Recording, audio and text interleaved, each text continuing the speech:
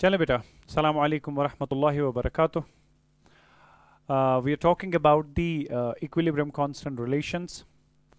और मैंने कल एक क्वेश्चन आपको दिया था, लेकिन शायद बैलेंसिंग में मुझे पहली इक्वेशन में ये 2 लिखना भूल गया था, जिसकी वजह से आप लोगों को बड़ी दिक्कत आई। पहली बात मैं आपको ये बताऊं कि जब भी आप इक्विलिब्रियम कांस्टेंट्स के बीच में रिलेशंस को निकालने की कोशिश करें, इक्वेशंस मस्ट बी बैलेंस्ड। अगरचे मुझे कल 2 इसमें लिखना भूल भी गया था, छूट गया था, तो you should be in a position to balance the equation first, उसके बाद ही क्वेश्चन सॉल्व होगा। सो अगर कभी ऐसा लगे किसी क्वेश्चन में कि कोई इक्वेशन दी है वो बैलेंस्ड केमिकल इक्वेशन नहीं है, उसको पहले बैलेंस करो, ठीक है? उसके बाद जो है बेटा आप रिलेशन निकाल सकते हैं। अब अगर इस पर्टिकुलर क्वेश्चन की बात करें, आपको इन दो इक्विलिब्रियम कांस्टेंट्स का, इन दो इक्विलिब्रिया का इक्विलिब्रियम कांस्टेंट दिया है K1 K2, और आपको बेटा यहां पे इक्विलिब्रियम कांस्टेंट तीसरी रिएक्शन के लिए पूछा गया है। अब सिंपल बात है, अगर मुझे इस रिएक्शन का इक्विलिब्रियम कांस्टेंट निकालना है तो मुझे इस रिएक्शन को ऑब्टेन करना पड़ेगा फ्रॉम द गिवन रिएक्शंस, और वो ऑब्टेन करने के लिए मुझे सबसे पहले बेटा क्या चाहिए? SO2 on the reactant side. पहली रिएक्शन में भी SO2 है on the same side, on the reactant side, right बेटा? So that way, that means इस रिएक्शन को हमने ऐड करना पड़ेगा, और इसके इक्विलिब्रियम कांस्टेंट के साथ इसके इक्विलिब्रियम कांस्टेंट की डायरेक्ट रिलेशनशिप रहेगी। That simply means K3 should be equal to K1 in the direct relationship, in the multiplication. But at the same time मुझे यहां पे सिर्फ 1 मोल ऑफ SO2 चाहिए, मगर यहां पे तो 2 मोल्स हैं। दैट मीन्स इसको 1 मोल बनाने के लिए मुझे 1/2 से मल्टीप्लाई भी करना पड़ेगा। जिस भी इक्वेशन को जिस भी कोएफिशिएंट से मल्टीप्लाई करो, वही कोएफिशिएंट उसके इक्विलिब्रियम कांस्टेंट के ऊपर पावर आ जाता है। It should be raised to power 1/2, right? Then we have into. उसके बाद देखते हैं, मुझे NO2 चाहिए, और NO2 इस वाले रिएक्शन में मौजूद है। क्योंकि मुझे NO2 चाहिए ऑन द रिएक्टेंट साइड, मगर इसमें NO2 है ऑन द प्रोडक्ट साइड। सो जब भी कॉमन कंपोनेंट अपोजिट साइड से होगा, तो ऐसे इक्विलिब्रिया को हमेशा बेटा क्या करते हैं? ऐसे इक्विलिब्रिया को हमेशा सबट्रैक्ट करते हैं, और उनके इक्विलिब्रियम कांस्टेंट के साथ इनवर्स रिलेशनशिप होती है। So it should B multiplied by 1/K2। मुझे यहां पे 1 मोल ऑफ NO2 चाहिए, यहां पर भी 1 मोल ऑफ NO2 है, किसी कोएफिशिएंट से मल्टीप्लाई करने की जरूरत नहीं। चूंकि मुझे K3 को K1 और K2 के साथ रिलेट करना था, ठीक है ना? इसका इक्विलिब्रियम कांस्टेंट मान लीजिए आपका K3 था, मुझे K3 को K1 और K2 के साथ रिलेट करना था, वो मैं कर चुका हूं। तो ये जो SO3 और NO मेरे पास अभी बचे हैं, जिनको मैंने अभी ऑब्टेन नहीं किया है, आपको लगता है नहीं किया, वो ऑलरेडी बेटा SO3 यहां से ऑब्टेन हो चुका है पहले इक्विलिब्रियम से, और NO जो है वो दूसरे इक्विलिब्रियम से ऑब्टेन हो चुका है। तो इनके बारे में अब सोचने की जरूरत नहीं है, क्योंकि आपके पास 2 ही इक्विलिब्रिया थे, आपने उन पे ऑपरेशंस कर दिए। आपके पास 2 ही इक्विलिब्रियम कांस्टेंट्स थे, आपने वो यूज कर दिए। अब जाके बेटा ये याद रखिएगा कि यहां पे आपका क्वेश्चन जो वो कंप्लीट हो चुका है। अब जाके और कुछ करने की जरूरत नहीं है। अब जो भी वैल्यूज मैंने K1 K2 के कल दिए थे, वो यहां पे सबस्टिट्यूट करके अपनी प्रॉब्लम जो है बेटा उसको सॉल्व कर दीजिएगा, ठीक है? सो दैट वाज अबाउट कि how to calculate the equilibrium constant here. सो पहली बात आपने बेटा, ये जो कल वाला सवाल था, इसमें बैलेंसिंग का ख्याल रखना था, ठीक है? जो मुझसे स्किप हुआ, तो आज मैंने फिर वो क्वेश्चन आपके सामने रख दिया। अब अपना आंसर जो है प्लीज क्रॉस चेक करिएगा। That was one thing. उसके बाद कुछ रिक्वेस्ट ये भी आई थी कि सर इस पर्टिकुलर पैटर्न पे कुछ और भी क्वेश्चंस हमारे साथ शेयर करें, ताकि हम जो है इसमें थोड़ा सा कॉन्फिडेंस फील करें, ठीक है ना? तो मैंने 1-2 क्वेश्चंस और लिए हैं बेटा, तो अब जाके कुछ और भी क्वेश्चंस हम सॉल्व करेंगे, so that we just understand this question pattern and how to approach such questions, ठीक है? ऑन योर डिस्प्ले नाउ, हाँ, क्वेश्चन मेरे पास बेटा बोर्ड पे है, आप खुद लिख सकते हैं ऑन योर नोटबुक। और मेरे पास 3 इक्विलिब्रिया है, K1 K2 K3, उनके इक्विलिब्रियम कांस्टेंट्स हैं। क्वेश्चन कहता है कि इन 3 इक्विलिब्रियम कांस्टेंट्स के बीच में रिलेशनशिप क्या रहेगा।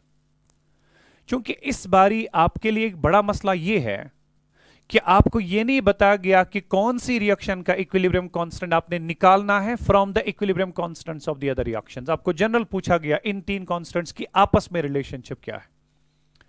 इससे पहले जो भी हमने 3 क्वेश्चन सॉल्व किए, 3 के 3 क्वेश्चन में मैंने आपको बता दिया बेटा कि जिस इक्विलिब्रियम का इक्विलिब्रियम कांस्टेंट निकालना होगा वो रिएक्शन ऑब्टेन करने की कोशिश करिए। दैट मींस आपको पता होती थी मुझे कौन से इक्विलिब्रियम का इक्विलिब्रियम कांस्टेंट निकालना है, लेकिन इस बार ये तो पता ही नहीं है। पूछा है इन 3 कांस्टेंट्स के आपस में क्या रिलेशन है।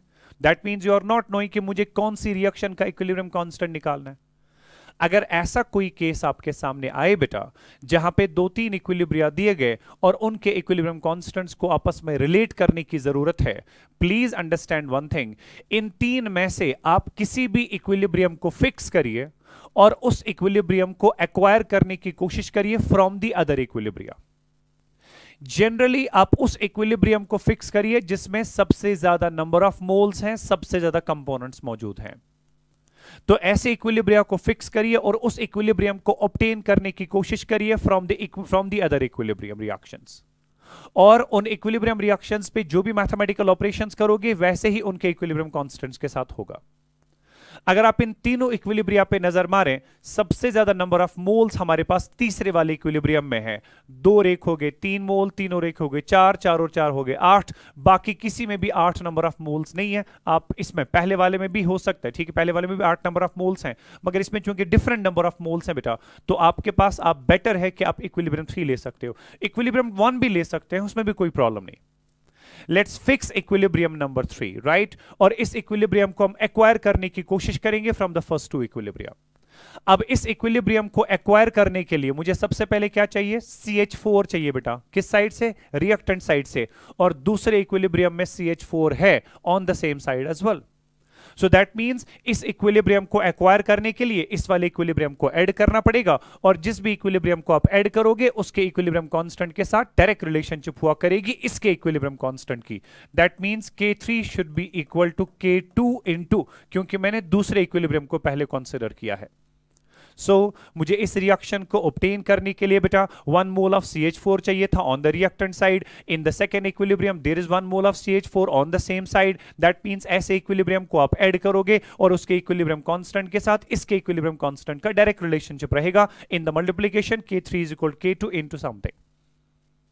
मुझे 1 मोल चाहिए था, यहां पर भी 1 मोल ही है, किसी कोएफिशिएंट से मल्टीप्लाई करने की जरूरत नहीं है, इस कांस्टेंट के ऊपर कोई पावर भी नहीं आएगा। उसके बाद मुझे H2O चाहिए।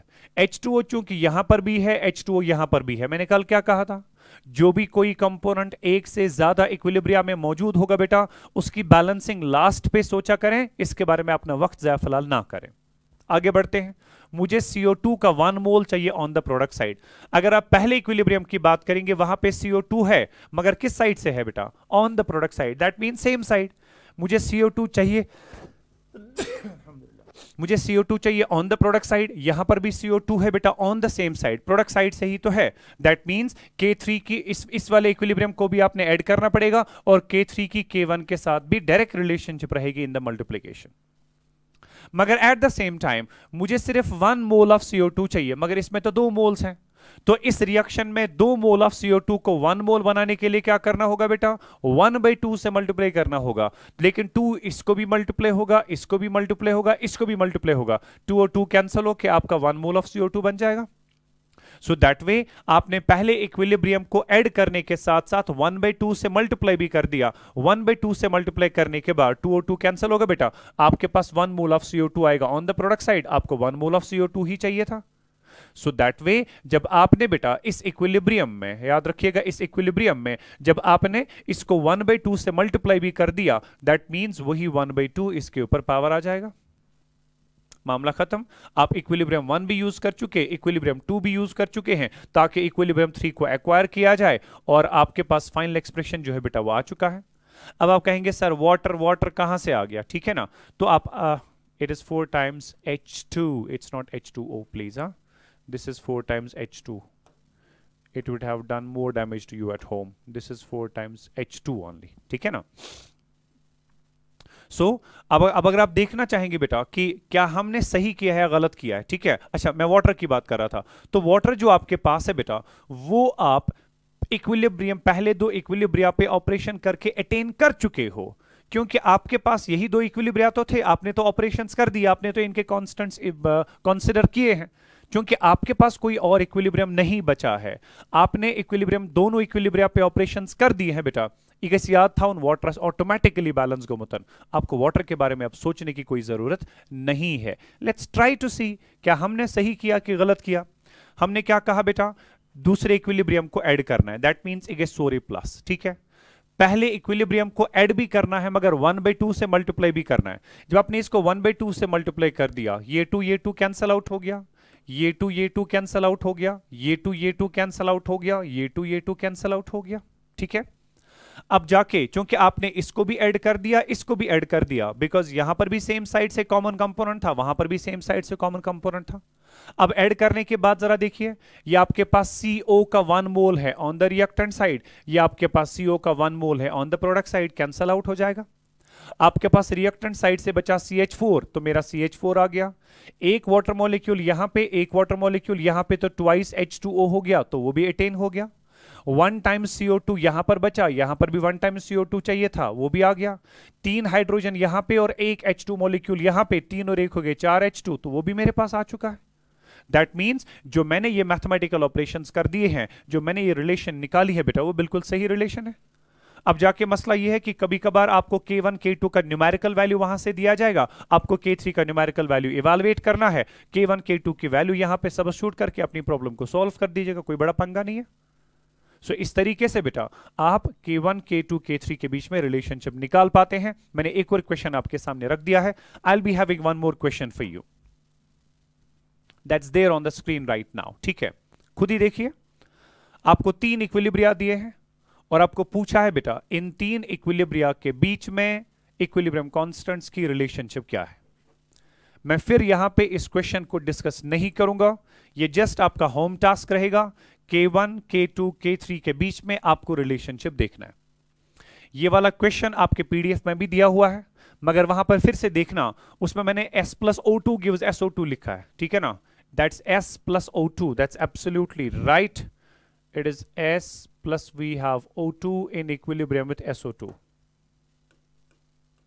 हाँ, तो ये आपके पास इक्विलिब्रिया जो है, ये वहां पे आपके PDF में भी दिया हुआ है, लेकिन मैंने वहां पे K1 K2 का वैल्यू दिया है ताकि आप K3 का वैल्यू इवैल्यूएट करें। मगर यहां पे मैंने रिलेशनशिप बेटा पूछी है, तीनों के बीच में क्या है। अब तीनों के बीच में रिलेशनशिप निकालने के लिए क्या करो, किसी एक इक्विलिब्रियम को फिक्स करो, ठीक है। चलिए इस वाले इक्विलिब्रियम को फिक्स कर देते हैं, मैंने कहा ना कोई भी फिक्स हो सकता है। चलिए इस वाले इक्विलिब्रियम को फिक्स कर देते हैं। इस वाले इक्विलिब्रियम को फिक्स करने के बाद आपने इस इक्विलिब्रियम को एक्वायर करना है फ्रॉम दीज टू इक्विलिब्रिया। अब यहां से एक्वायर करने के लिए क्या करना होगा वो आप खुद देख लीजिएगा, ताकि आप K1 K2 और K3 के आपस में रिलेशनशिप निकाल पाएं, ठीक है। So that was all about the relation between different types of equilibrium constants. We are left with the last factor that is affecting equilibrium constant, but that is the most important factor, what we call as temperature, right? तो बात करेंगे बेटा effect of temperature on equilibrium constant. Please ये question जो है आप इसका screenshot जल्दी ले लीजिएगा, आपके PDF में भी मौजूद है, आप वहां से भी इसको लेके बेटा सॉल्व कर सकते हैं, ठीक है। So let's just move on and we'll be talking about the next one, effect of temperature on equilibrium constant.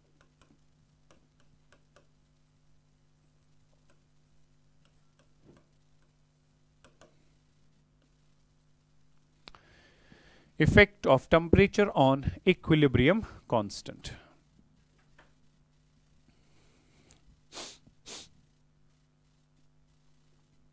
इससे पहले कि बेटा आप इफेक्ट ऑफ टेम्परेचर डिस्कस करें, ये इक्विलिब्रियम कांस्टेंट को चेंज करता है नहीं करता, कितना चेंज करता है, बढ़ाता है घटाता है, ठीक है, क्या करेगा, इससे पहले कि हम उसकी बात करें बेटा हमें पता होना चाहिए एंडो और एक्सोथर्मिक रिएक्शंस क्या हुआ करती हैं, ठीक है।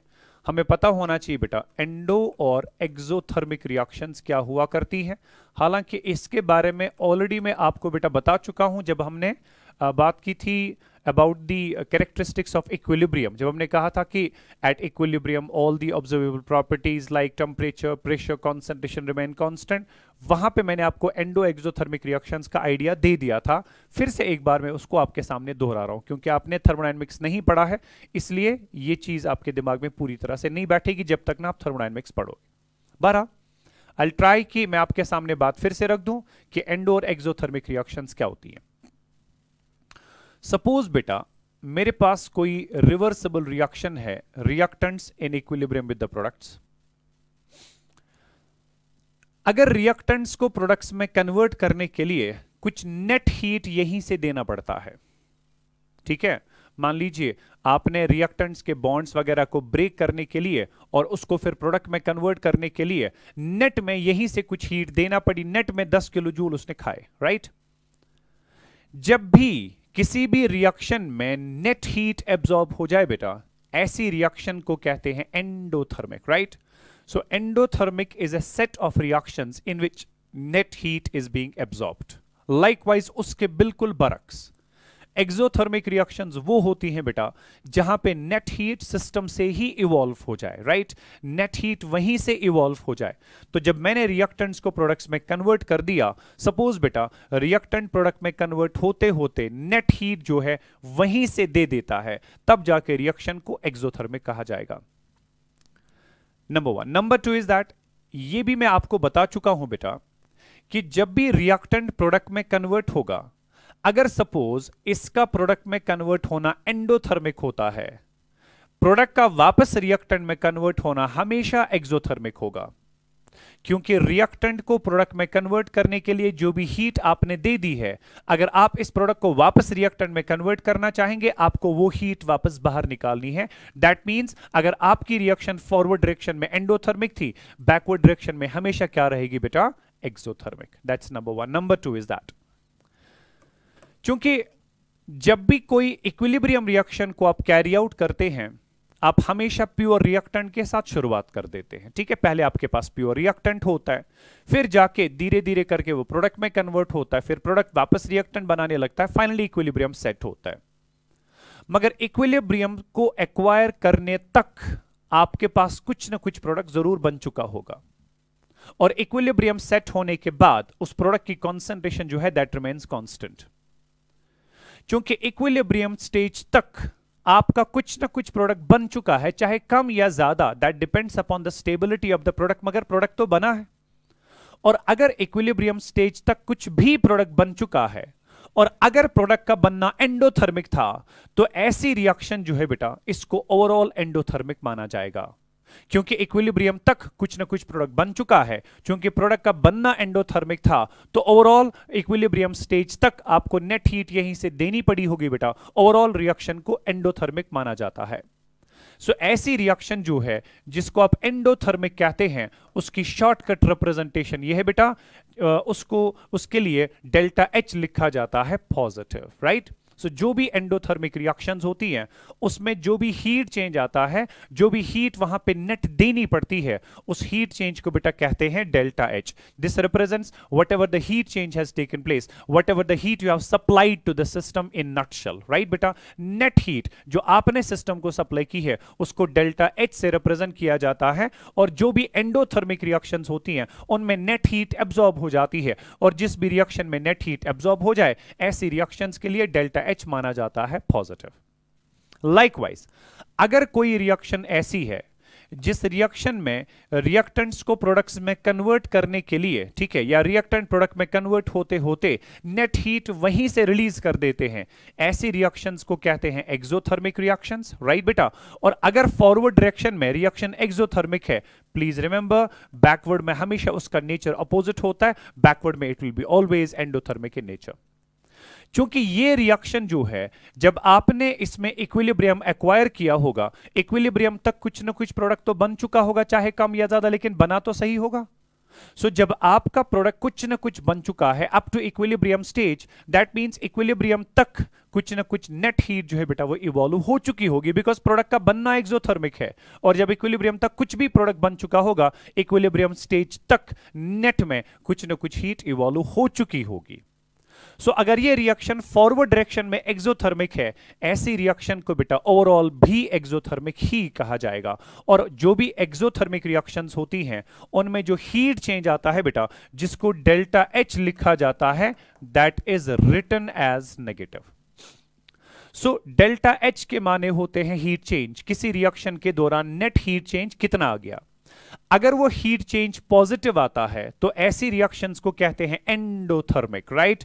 ऐसी रिएक्शंस को कहते हैं एंडोथर्मिक, दैट मींस उनमें नेट हीट एब्जॉर्ब हो चुका है। और जो भी रिएक्शंस में बेटा नेट हीट इवॉल्व हो जाए, ऐसी रिएक्शंस में डेल्टा एच को लिखा जाता है नेगेटिव, और ऐसी रिएक्शंस को बेटा एक्सोथर्मिक कहा जाता है। अब ये हीट चेंज किस वजह से आती है, बॉन्ड ब्रेकिंग, बॉन्ड फॉर्मेशन वगैरह की वजह से, उसकी पूरी डिटेल्स आपके साथ थर्मोडायनेमिक्स में शेयर की जाएंगी, लेकिन फिलहाल जितना आपके दिमाग में होना चाहिए मैंने बात आपके सामने रख दी है। कंक्लूजन इस बात का अब तक ये है कि जो भी हमारे साथ इक्विलिब्रियम रिएक्शंस होती हैं बेटा, they are either net endothermic और they are net exothermic in nature. जो भी कोई रिएक्शन फॉरवर्ड डायरेक्शन में एंडोथर्मिक होती है, दैट इज ओवरऑल एंडोथर्मिक, उसका डेल्टा एच पॉजिटिव होता है। और जो भी कोई रिएक्शन फॉरवर्ड डायरेक्शन में एक्सोथर्मिक होती है, दैट इज ओवरऑल एक्सोथर्मिक, और उसका डेल्टा एच जो होता है बेटा वो हमेशा नेगेटिव हुआ करेगा। जहां तक इफेक्ट ऑफ टेम्परेचर की बात है, वो एंडो और एक्सोथर्मिक रिएक्शंस में बेटा डिफरेंट होता है, और वो क्या इफेक्ट रहेगा, that is being given by the one of equation. Fine. तो इफेक्ट ऑफ टेम्परेचर में फिलहाल आपने एक चीज सीखी, एंडो और एक्सोथर्मिक रिएक्शंस क्या होती हैं बेटा। उसके बाद मैं यहां पे सेकेंड पॉइंट आपके सामने रख रहा हूं, ठीक है। I am writing a statement here, effect of temperature on equilibrium constant is given by one half equation.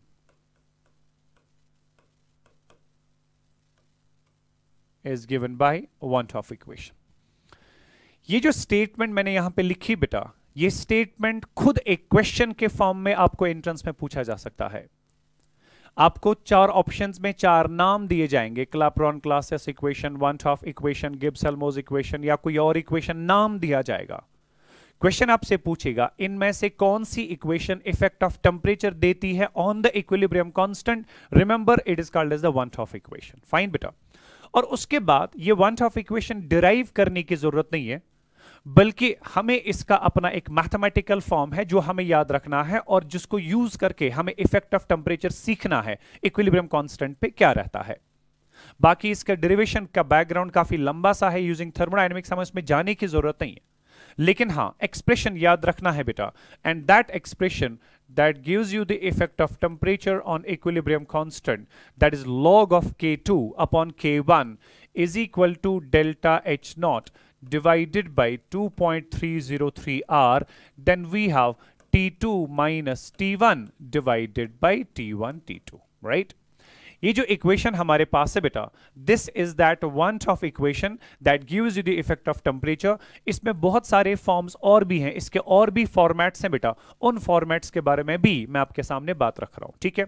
फिलहाल एक जनरल फॉर्मेट मैंने ले लिया ताकि मैं आपको इफेक्ट ऑफ टेम्परेचर समझा सकूं, इक्विलिब्रियम कांस्टेंट पे क्या रहता है। अब इस रिएक्शन में कौन सी टर्म क्या है, इसमें आपके पास बेटा T1 और T2 जो है ये लोअर और हायर टेम्परेचर्स हैं, ठीक है।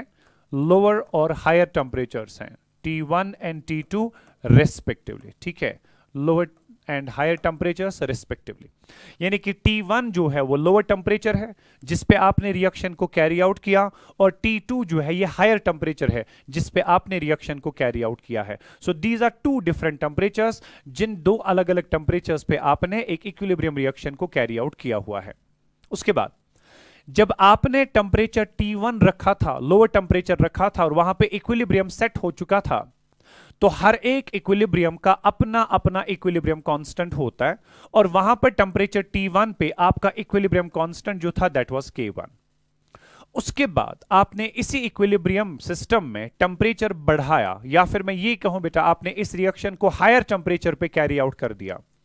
जब हायर टेम्परेचर पे वहां पे इक्विलिब्रियम सेट हुआ तो उस इक्विलिब्रियम का भी अपना इक्विलिब्रियम कांस्टेंट था, मगर वो जो इक्विलिब्रियम कांस्टेंट निकलता था बेटा at a higher temperature that was different from the equilibrium constant at the lower temperature. मैं ये नहीं कहूंगा ज्यादा था या कम, मगर इतना जरूर कहूंगा दैट वाज डिफरेंट। सो अगर हायर टेम्परेचर पे इक्विलिब्रियम कांस्टेंट डिफरेंट था, that simply means one thing बेटा, temperature affects the value of equilibrium constant. So K1 और K2 जो थे they were equilibrium constants at two temperatures, right. They are the equilibrium constants at two different temperatures. जो आपने दो अलग अलग temperatures लिए थे बेटा, लोअर एंड हायर, उन दो अलग अलग टेम्परेचर्स पे इक्विलिब्रियम कांस्टेंट जो है K1 और K2 थे। K1 is the equilibrium constant at lower temperature, K2 is the equilibrium constant at higher temperature. उसके बाद तो ये वाली दो टर्म्स भी आपके पास आ गई, T1 T2 भी आ गया। अब आपके पास बचा delta H not, right. Delta H और डेल्टा H नॉट में क्या फर्क है? डेल्टा H आप कहते हैं बेटा heat change for the reaction at any temperature and pressure, right. लेकिन डेल्टा H नॉट होता है under standard conditions of temperature and pressure particularly, ठीक है। यानी कि जब आप रिएक्शन को कैरी आउट करेंगे at 298 kelvin and pressure of 1 atm, in conditions को स्टैंडर्ड कंडीशंस कहा जाता है। जब भी इन कंडीशंस में आप रिएक्शन को कैरी आउट करेंगे, डेल्टा H को डेल्टा H नॉट लिखा जाएगा और इसको कहते हैं standard heat of a reaction. This is called as standard heat of a reaction. यानी कि जब आपने रिएक्शन को स्टैंडर्ड कंडीशंस में कैरी आउट किया। बाकी 2.303 एक नंबर है, कांस्टेंट है। आर भी आपको पता है बेटा ये कांस्टेंट है और इसको आप कहते हैं यूनिवर्सल गैस कांस्टेंट, राइट। इसको कहते हैं बेटा universal gas constant, universal gas constant. अब मसला है कि जब न्यूमेरिकल्स की बात आती है तो इस इक्वेशन में आर का वैल्यू कैसे इस्तेमाल किया जाएगा। जहां तक क्वेश्चंस की बात है इस पे बेटा, इस पे अक्सर जाके आपको डेल्टा H नॉट का वैल्यू निकालने के लिए पूछा जाता है, क्योंकि delta H is the heat change और इसके यूनिट्स अक्सर जाके joules, kilo joules, calories, kilo calories में निकल आती हैं। दैट मीन्स बेटा जो R का वैल्यू आप तब इस्तेमाल करोगे इन दिस इक्वेशन, ठीक है, वो डिपेंड करेगा आप डेल्टा H नॉट किन यूनिट्स में इवेलुएट कर रहे हो।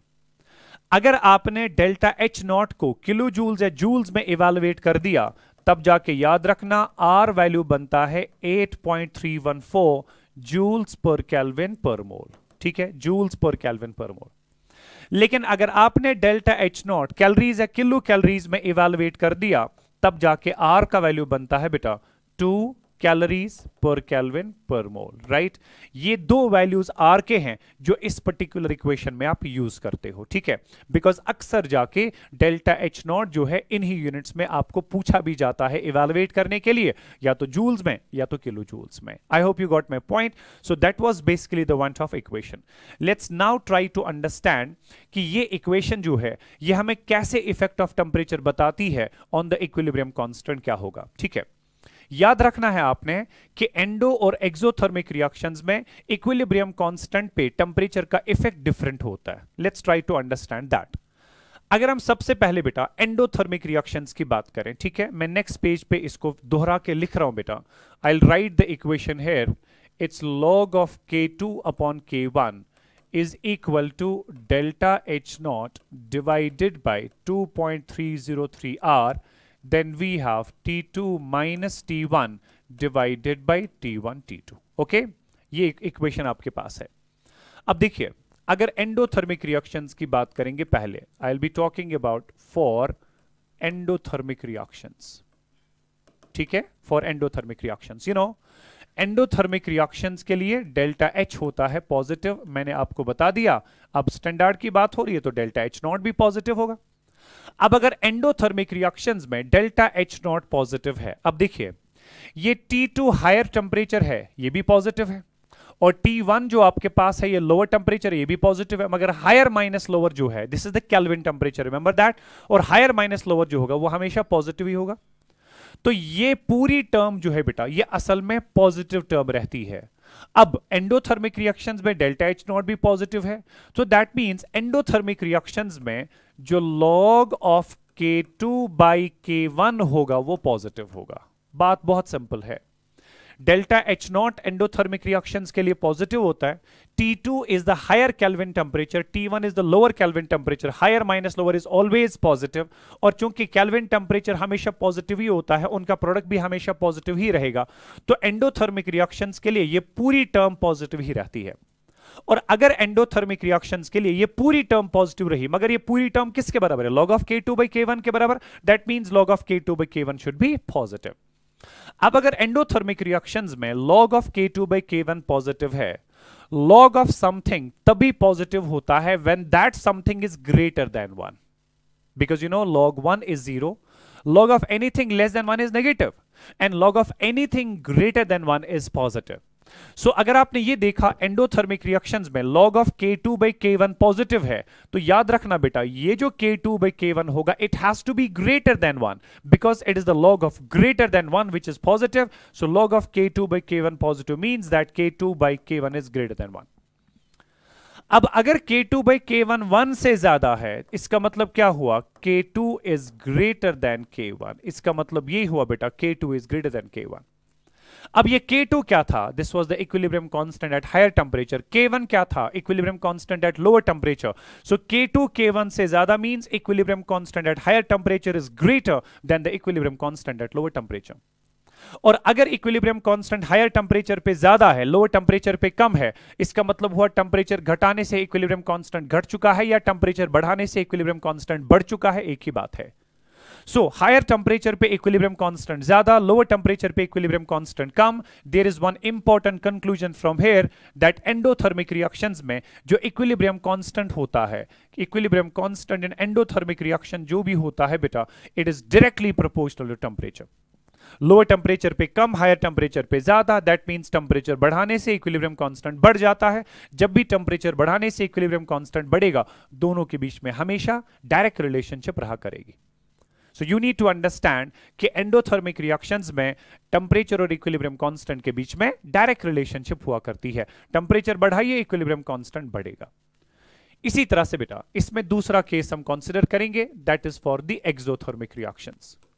I will write for exothermic reactions, for exothermic reactions. ठीक है, जहां तक एक्सोथर्मिक रिएक्शंस की बात है, एक्सोथर्मिक रिएक्शंस के लिए डेल्टा H होता है बेटा नेगेटिव, जो कि मैंने ऑलरेडी आपको क्लास में पहले ही बता दिया. अब अगर एक्सोथर्मिक रिएक्शंस की बात करेंगे, इक्वेशन फिर से देखिए, क्योंकि T2 continues to be the higher temperature, higher minus lower is always positive, तो ये टर्म पॉजिटिव ही रहेगी.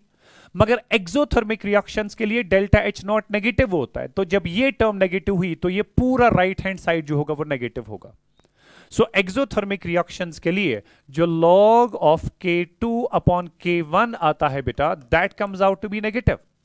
और अगर एक्सोथर्मिक रिएक्शंस के लिए log of K2 by K1 negative आ रहा है, तो log of any term तभी नेगेटिव होता है when that term is less than 1.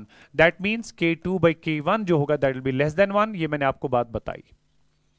so log of 1 छो आसा 0, log of anything greater than 1 छो आसा positive, log of anything less than 1 छो आसा negative. तो यहां पे अगर आपको लग रहा है कि log of K2 by K1 negative आ रहा है for exothermic reactions, that means K2 by K1 has to be less than 1.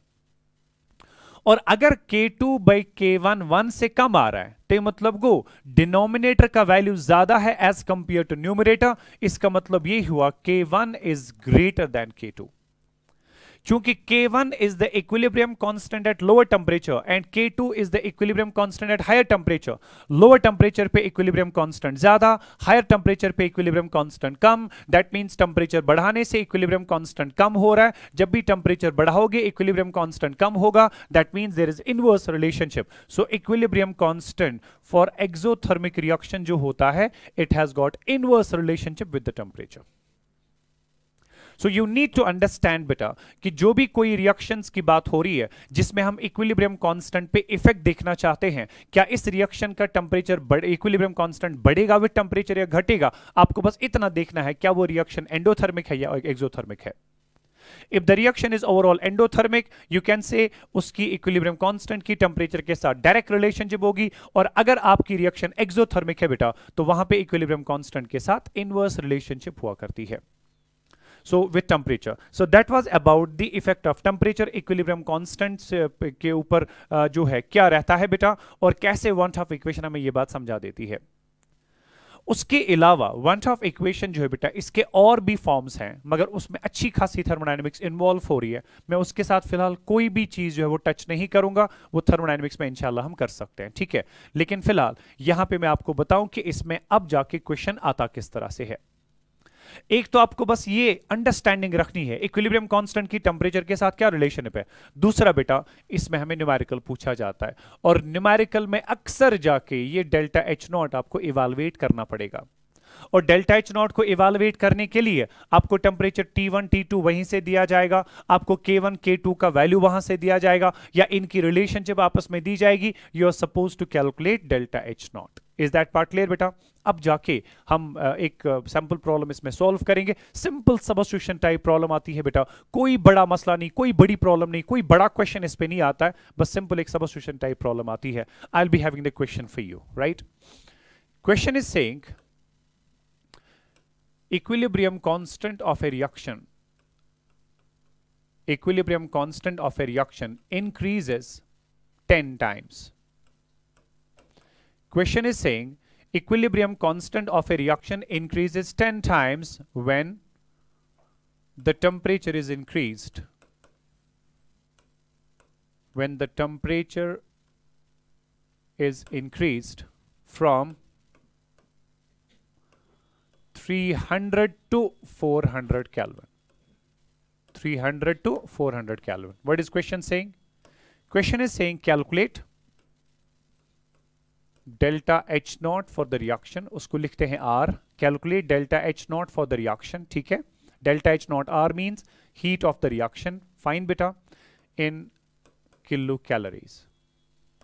इसने पूछा है अब डेल्टा एच नॉट बेटा इवेलुएट करिए किस यूनिट में? किलो कैलोरीज के यूनिट में। ठीक है, अब अगर आप देखिए आपको इक्विलिब्रियम कांस्टेंट के बीच में रिलेशन भी दिया गया है, दो अलग अलग टेम्परेचर्स भी दिए हैं, आपको डेल्टा एच नॉट पूछा है। जब भी आप क्वेश्चन को सॉल्व करना चाहें, अब सबसे पहले वन ऑफ इक्वेशन देखिए हमारे पास क्या है, at two different temperatures. So at two different temperatures one of equation हमारे पास है बेटा log of K2 upon K1 is equal to delta H naught divided by 2.303 R. Then we have got T2 minus T1 divided by T1 T2. Done? ये हमारे पास बेटा mathematical equation थी, formula थी। यहां से क्वेश्चन पूछता है कि आप डेल्टा एच नॉट कैलकुलेट करिए। तो डेल्टा एच नॉट जो है वो आपको इवेलुएट करना है in the units of kilo calories. उसके बाद आपको पता होना चाहिए आर कितना यूज होगा। मैंने कहा जब भी वो किलो कैलोरीज में निकालना होगा तो आर यूज होगा कैलोरीज में। ठीक है, it will be 2 calories per kelvin per mole. उसके बाद आपका टेम्परेचर T2 जो है that has been given to be 400 kelvin, because you know temperature जो है हायर टेम्परेचर होता है T2, लोअर टेम्परेचर होता है T1, और T1 आपको दिया है बेटा 300 केल्विन। ठीक है, सो T1 भी पता, T2 भी पता। उसके बाद K1 और K2 जो है उनका वैल्यू तो नहीं पता, मगर रिलेशन दी गई है, equilibrium constant increases 10 times when the temperature increases from 300 to 400 kelvin. So that means जो इक्विलिब्रियम कांस्टेंट हायर टेम्परेचर का है that is 10 times the equilibrium constant at lower temperature, है ना बेटा। K2 has been given to be 10 times K1। अब क्या करना है, यही सारे वैल्यूज यहां पे सबस्टिट्यूट करने हैं बेटा, हमारी प्रॉब्लम सॉल्व हो सकती है। I will be just moving on to here, right. मैं इनफैक्ट ये वाला जो है इसको मैं यहीं पे लिख देता हूं। आपका K2 जो दिया है that's 10 times K1। Fine, now I can use my problem here, use my formula here. This is log of K2, K2 by K1 जो है, K2 आपके पास है that's 10 times K1 divide by नीचे हमारे पास K1 है। ठीक है, it has to be equal to delta H naught, ये आपको निकालना है 2.303 के बजाय सिर्फ 2.3 लिख दीजिएगा, इनटू आर वैल्यू आप 2 लेते हैं, मगर याद रखिएगा क्योंकि इसका यूनिट आपका कैलोरीज में होता है तो डेल्टा एच नॉट भी कैलोरीज में ही आ जाएगा। बाद में उसको 1000 से डिवाइड करके आप किलो कैलोरीज में कन्वर्ट कर सकते हैं, मगर फिलहाल आपका डेल्टा एच नॉट कैलोरीज में ही आ जाएगा। ठीक है, बिकॉज 2 आपका ये आर जो है it was 2 calories per kelvin per mole. Then we have T2 minus T1, सो वो 400 minus 300 divided by T1 T2, वो आपके पास आ गया बेटा T1 is 300 multiplied by T2 is 400। ठीक, सिंप्लीफाई कर दें, ये K1 कैंसल आउट हो गया, आपके पास बचेगा यहां पे log of 10, right. That will be equal to delta H naught हमने इवेलुएट करना है डिवाइडेड बाय 2.3 मल्टीप्लाइड बाय 2 जो है ये आपका हो गया 4.6 इंटू 400 माइनस 300, वो हो गया ऊपर 100 divided by 300 multiplied by 400, 3 4 are 12, और हमारे पास 1 2 3 4 जीरो आ गए, ये दो जीरो आपके कैंसल आउट हो गए बेटा। ठीक है, log 10 आपको पता है दैट इज 1 इंटू ये 4.6 इसको मल्टीप्लाई होगा, इंटू ये 1200 इसको मल्टीप्लाई होगा। ठीक है बेटा, is equal to that is delta H naught for you. Fine, लेकिन ये वैल्यू जो है बेटा ये किस में आएगा, कैलोरीज में आ जाएगा।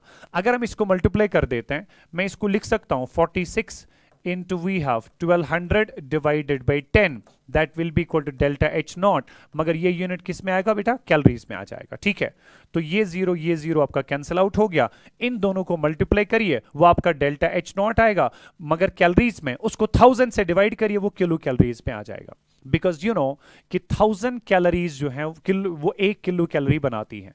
जब 1000 कैलोरीज ने 1 किलो कैलोरी बनाई तो 1 कैलोरी कितनी किलो कैलोरीज होंगी, 1/1000।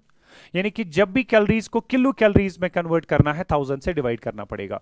तो जो भी वैल्यू यहां पे आपके पास आ जाएगा बेटा वो कैलोरीज में आ जाएगा डेल्टा एच का, लेकिन अगर आपको किलो कैलोरीज में चूंकि पूछा है तो उस वैल्यू को 1000 से डिवाइड करिए, you will be getting your final answer. Is that part clear बेटा? So that was something about equilibrium constant, और ये कैसे अफेक्ट करता है बेटा, टेम्परेचर पे कैसे डिपेंड करता है, मैंने बात आपके सामने रख दी। इंशाल्लाह यहां से हम आगे कल कंटिन्यू करेंगे। Thank you so much, stay blessed, Allah Hafiz.